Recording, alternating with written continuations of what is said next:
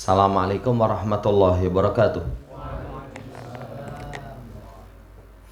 Innal hamdalillah nahmaduhu wa nasta'inuhu wa nastaghfiruh wa na'udzu billahi min sururi anfusina was sayyiati a'malina. May yahdihillahu fala mudilla lahu wa may yudlilhu fala hadiya lahu. Wa asyhadu an la ilaha illallah wahdahu la syarika lah. Wa asyhadu anna Muhammadan abduhu wa rasuluh. Allahumma salli ala Muhammad wa ala ali Muhammad. Ma'asyiral muslimin rahimani wa rahimakumullah. Melanjutkan pembacaan syarah Masailil Jahiliyah. Pembahasan terakhir itu masih dalam permasalahan yang pertama dari perangai orang jahiliyah.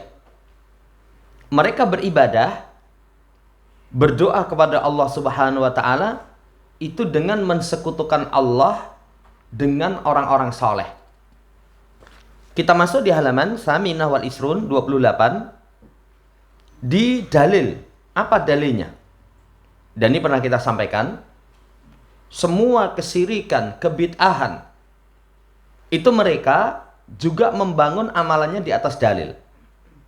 Cuman dalil yang tidak pada tempatnya atau dalil yang kadang lemah mereka pakai. Apa dalil mereka? Yuriduna syafa'atahum indallah lidonnihim annallaha yuhibbud dzalika wa anas salihina yuhibbunahu.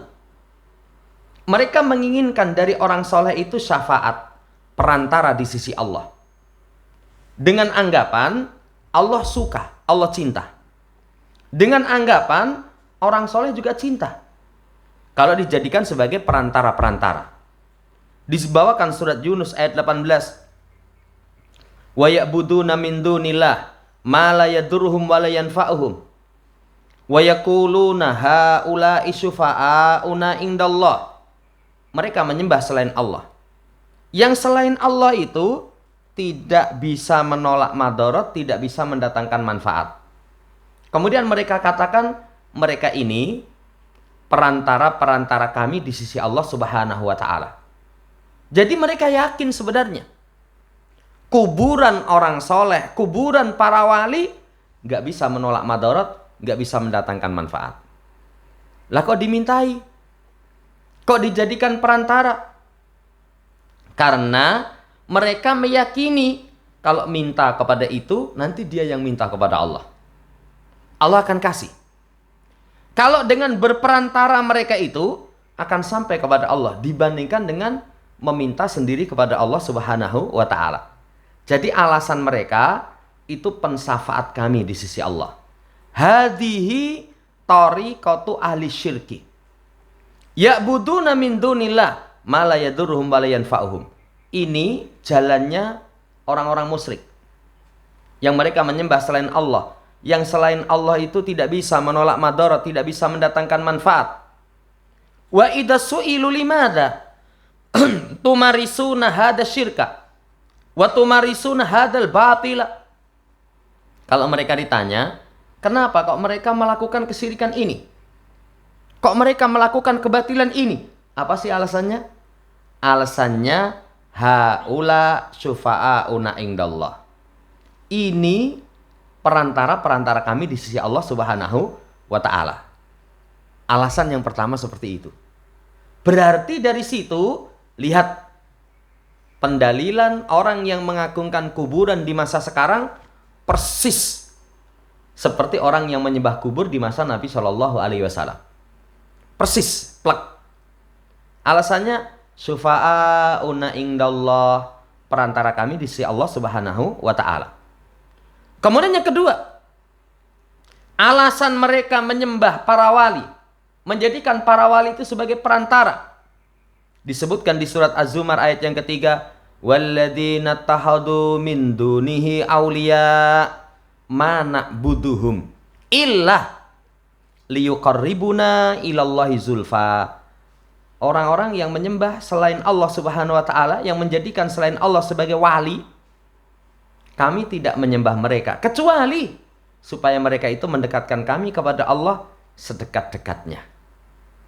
Alasan yang kedua, untuk mendekatkan diri kepada Allah sedekat-dekatnya. Mereka mengatakan, nahnu la na'budu haula'i sholihin. Kami nggak menyembah mereka. Orang soleh ini nggak kami sembah. Nanti kalau bahasanya sekarang, wow, nyembah orang syirik kamu, musyrik. Kami nggak menyembah mereka. Cuman min ajli ayyuqarribuna ilallah, untuk mendekatkan diri kami kepada Allah Subhanahu wa taala sedekat-dekatnya. Jadi dua pintu. Pintu pertama perantara, pintu kedua mendekatkan diri kepada Allah Subhanahu wa taala lewat orang soleh itu. Lewat orang soleh itu. Dari sini, saudara yang saya hormati, mereka itu masuk.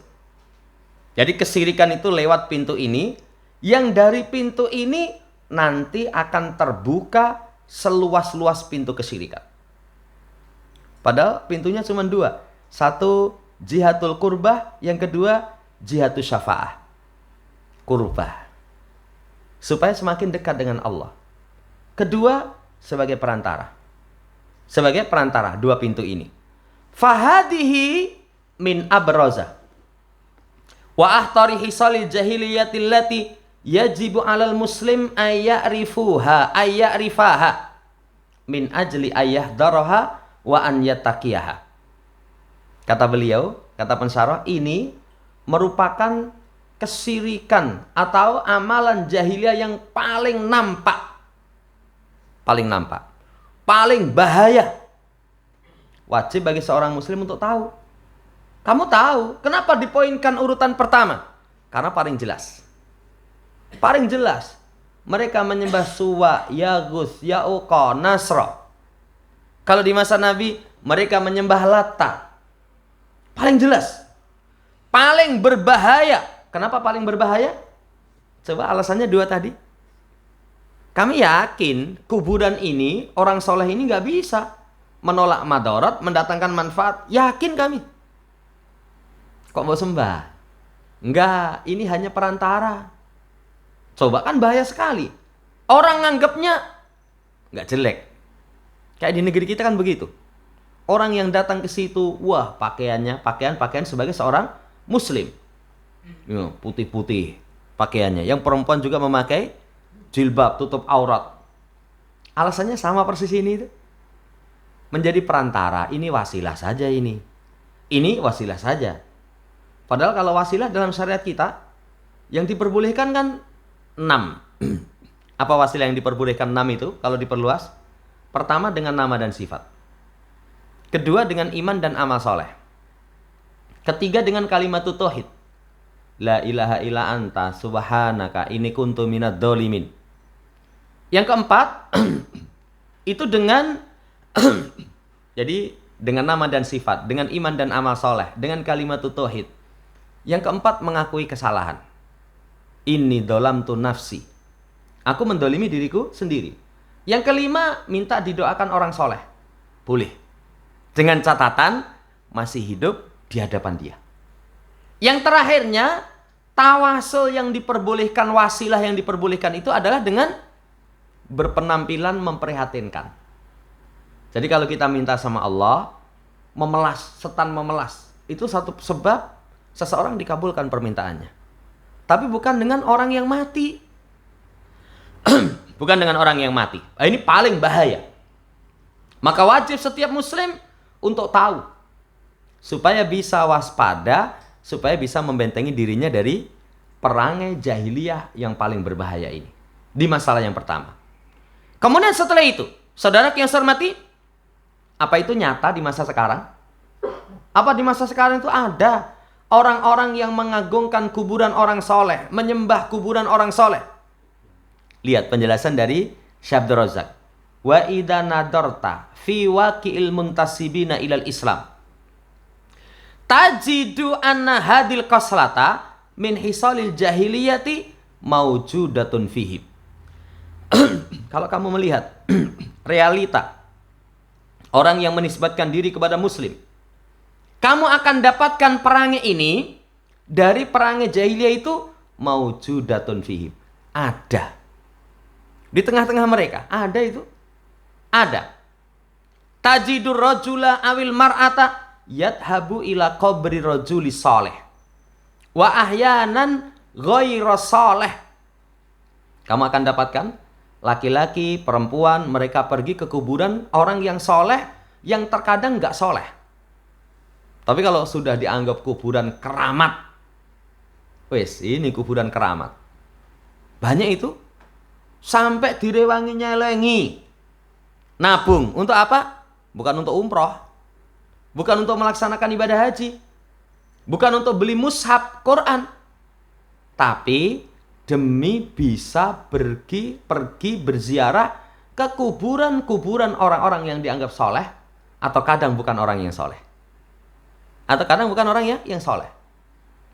Kayak di daerah mana itu? Kedungombo ya.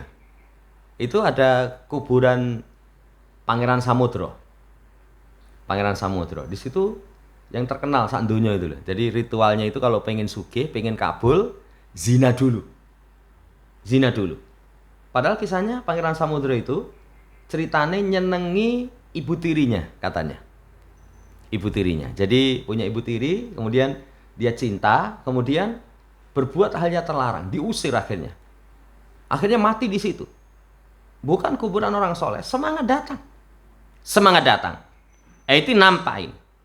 Wa yaqifu amamal qabri khashian bakian mutadalilan munkasiran. Berdiri di depan kubur itu khusyuk, nangis, menghinakan diri, remuk redam. Hancur. Jadi ketika berdiri itu khusyuknya luar biasa. Khusyuknya luar biasa.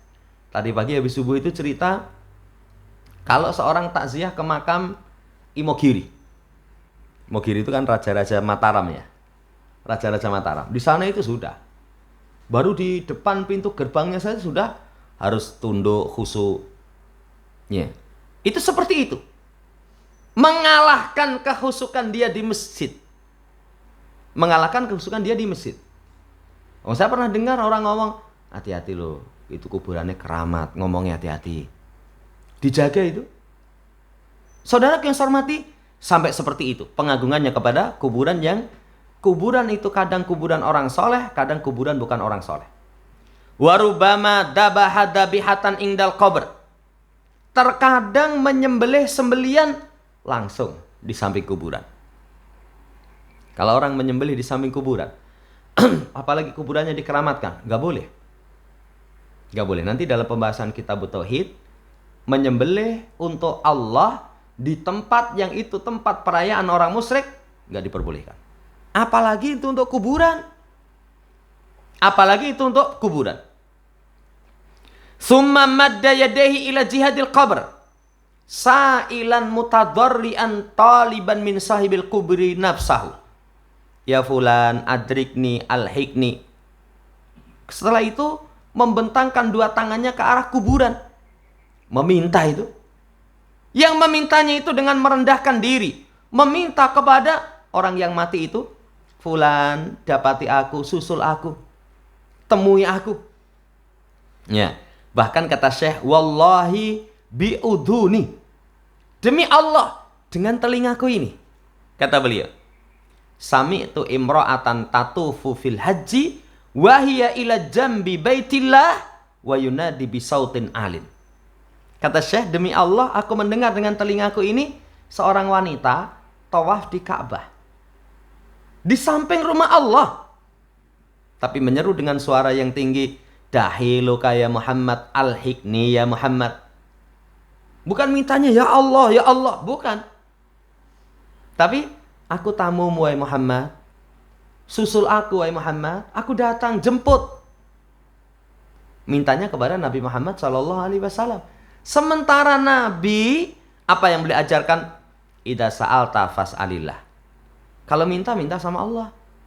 Beliau sendiri kalau minta sama Allah. Tapi ini perempuan ini di samping Baitullah. Mintanya, ya Muhammad, aku tamumu. Padahal Rasul perintahnya minta sama Allah. Minta tolong sama Allah. Wa'lam annal ummata law ijtama'at ala ayanfa'uka bi syai'in lam yanfa'uka illa bi syai'in qad katabahallahu laka. Kalau misalkan semua umat itu sepakat untuk memberikan manfaat kepadamu sesuatu, nggak bisa. Kecuali dengan sesuatu yang telah Allah tetapkan untukmu.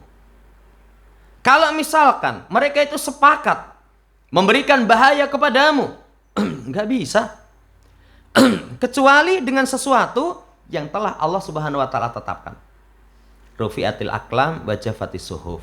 Pena telah diangkat, kemudian lembaran-lembaran telah kering. Yang maha mampu itu cuma Allah Subhanahu wa taala. Selainnya nggak punya kemampuan.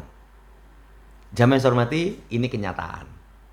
Ini kenyataan. Ini kalau misalkan orang Indonesia yang memberikan contoh realita kuburan orang soleh, lebih banyak itu. Lebih banyak. Datang ke sana khusyuk ya, berhari-hari di sana iktikaf. Tujuannya untuk apa? Tadi dua tadi loh. Perantara kami di sisi Allah. Kalau enggak, supaya mendekatkan kami di sisi Allah Subhanahu wa taala. Jamaah yang saya hormati, ini bahayanya. Bahaya. Dan ini nyata ini. Supaya kita harus hati-hati. Kemudian pula, mereka sampai itu tulis kitab, bikin syair-syair, didendangkan. Tapi ternyata penuh kesyirikan.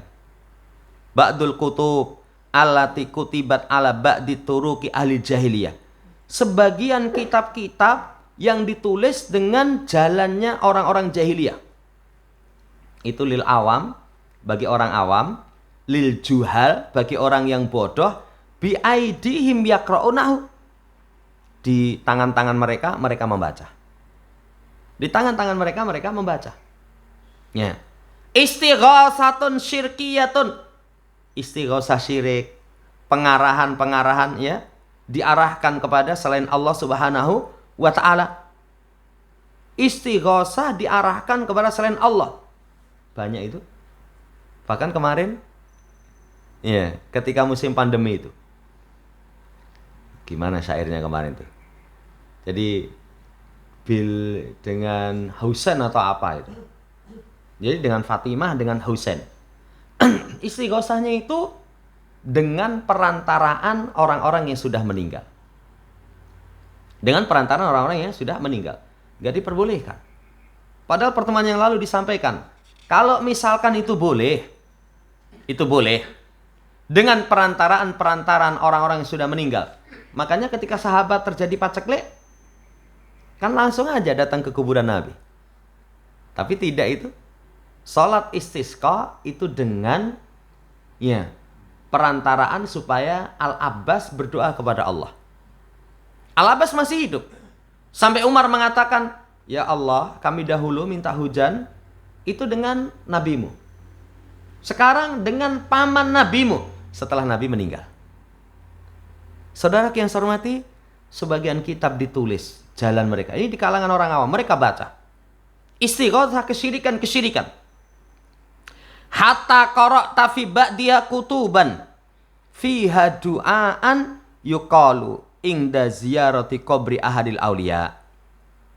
Sehingga kalau kamu baca di sebagiannya kitab-kitab itu ada doa. Jadi kalau ziarah kubur salah satu dari wali itu, nanti ada adab, ada etika, ada doa-doanya. Ya. Bahkan ada tulisan di mana ya? Dulu ada kuburan itu keramat tuh ada tulisannya sebelum masuk itu. Misalkan adab ketika ke situ harus berwudu, macam-macam itu. Ya. Ini persis kata Syekh, tadhabu ilaihi mutatahhiran. Ya, wa taqifu amama qabri khasyian khusyu'aka fi shalah. Kamu pergi dalam keadaan harus bersuci. Wah, ngentut ning kuburan kualat itu. Silitmu buntet itu. Wah, saking keramatnya kok. Saking keramatnya. Kalau di kuburan Imogiri itu katanya masuk ke kuburan itu harus laku dodok. Ya, harus laku dodok. Coba. Laku dodok itu kalau misalnya jojrok ngono penak munggah ya. Ya, dengkulnya penyok itu. Saudara yang saya hormati, sampai seperti itu. Jadi berdiri di depan kuburnya khusyuk sebagaimana khusyuknya ketika sholat. Bahkan kalau kamu lihat sholatnya mereka dengan khusyuknya di kuburan lebih khusyuk di kuburan. Kalau sholatnya mereka itu nyuk cepet itu. Kemarin dapat kiriman yang pentolan mereka yang dari Yaman itu. Wah, itu sudah luar biasa, katanya termasuk ya luar biasa kedudukannya. Lepas sholat moco itu bacaannya itu dipodake dengan orang Yahudi, orang Syiah persis plek. Sampai syekhnya itu kasih contoh. Coba ini bukan orang Arab, ini orang Ajam, orang Indonesia. Kaosan itu mungkin saya dapat dari mana nggak tahu ya. Itu didelok ya, ini bacaannya. Ini wong orang Ajam ini. Dari Maroko, dari mana-mana itu dibawakan. Kalau Ahlus Sunnah lah mocone aja bagus, tartil, khusyuk gitu. Tapi mereka kalau di kuburan tuh wah khusyuknya luar biasa. Di hadapan Allah nggak seperti itu. Ini nyata ini. Ya. Demikian pula, saudara yang saya hormati, wa tanhani qalilan ila jihatihi summa yunadihi baqiyan. Kemudian membungkuk sedikit ke arahnya, kemudian menyeru dalam keadaan menangis. Jadi nyeda itu kok kayak gini, sombong tenan kamu. Iya, nggak boleh, harus nunduk memelas itu. Nangis. Setelah itu berucap ya sayyidi fulan, ana bi babika, ana laidun bi janabika, ana waqifun bi a'tabika, in lam ta'hud biyadi, manil ladzi ya'hudu biyadi. Menangis dengan mengatakan wahai sayyid fulan, aku di pintumu, aku berlindung di sisimu, aku berhenti di tengah-tengahmu. Kalau kamu tidak pegang tanganku, siapa lagi yang memegang tanganku? Ini doa ini. Langsung meminta, waliyadubillah. Ana abdukal kasir, aku hambamu yang lagi hancur ini. Wa fulanud dalil, fulan yang hina. Wa bika mustajir, denganmu aku berlindung. Ila akhiri, sampai nanti kalimat-kalimat yang lain. Jadi parah luar biasa ini. Fa ayu syai'in hada, sesuatu apa ini? Alaisa hada huwa abrazu khoslatin kanat fil jahiliyati. Bukankah ini perangai jahiliyah yang paling cetok, paling gamblang? Kan sama persis seperti itu. Ya. Wa bu'itsa nabiyuna sallallahu alaihi wasallam li muharabatiha. Makanya Nabi diutus untuk memeranginya. Untuk memeranginya. Wa tahlisin nasi minha, untuk menyelamatkan manusia dari perangai yang seperti itu. Sekarang sudah. Ya, kalau kita terangkan seperti itu syirik, kita malah diperangi. Kita diperangi.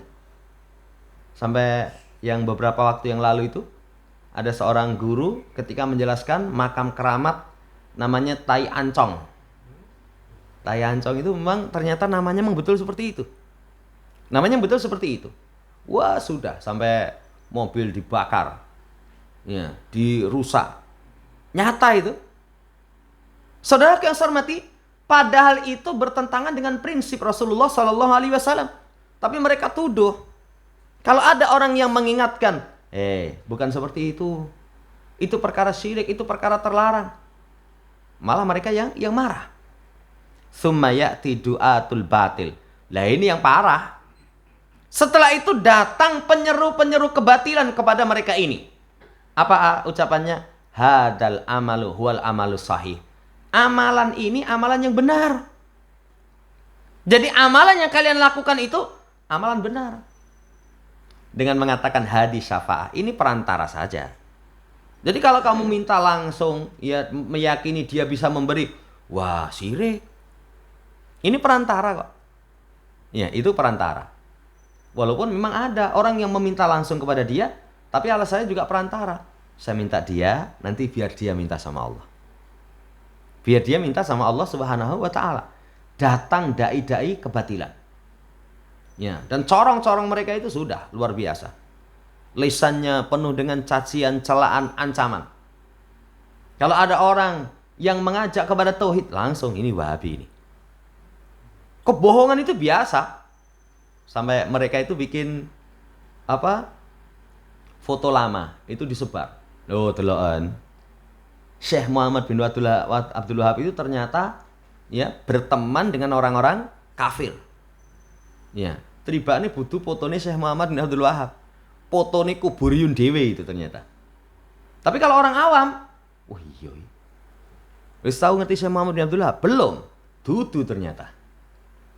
Saudara yang saya hormati, seperti itu. Dai-dai kebatilan. Ya. Mereka katakan ini syafa'a antum tunaduna haula'i wa tastaghisuna bihim min ajli ayasfa'u lakum indallah.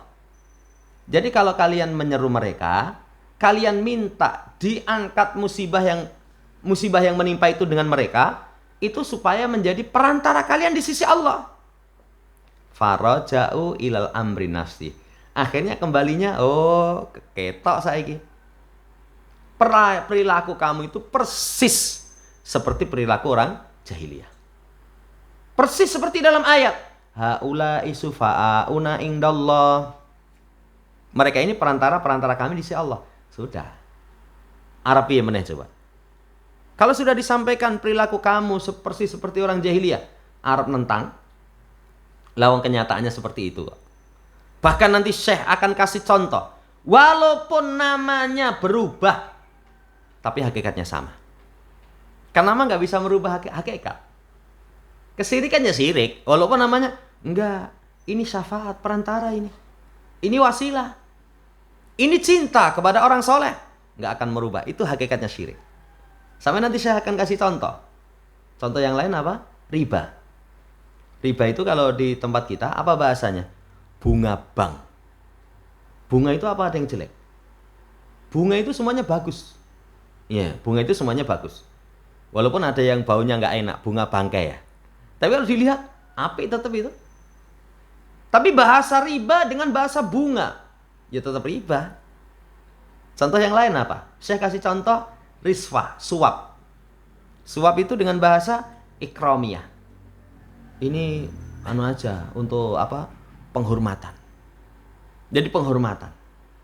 Ini ngajeni wong ini. Ngajeni wong ini sebagai bentuk tanda terima kasih. Tapi riswah, tetap riswah. Saya kasih contoh yang lain, apa minuman keras. Minuman keras itu kalau orang Arab yang fasik atau orang-orang yang ini yang meyakini boleh minum minuman keras, bukan muslim berarti. Itu keyakinannya ini minuman jiwa katanya. Kalau wong Solo, banyu langit. Banyu langit.